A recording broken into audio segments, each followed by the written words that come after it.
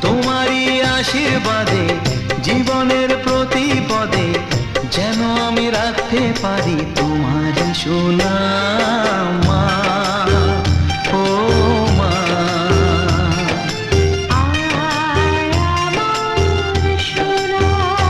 ও স্নেহের ছায়ায় ভালোবাসায় ঢেকে রাখে যে, অনেক জ্বালাশয় বুকে জড়িয়ে রাখে যে, তারই আঁচলে মুখ লুকিয়ে রেখে জীবন আমার কাটিয়ে দেব তোমায় দেখে মা।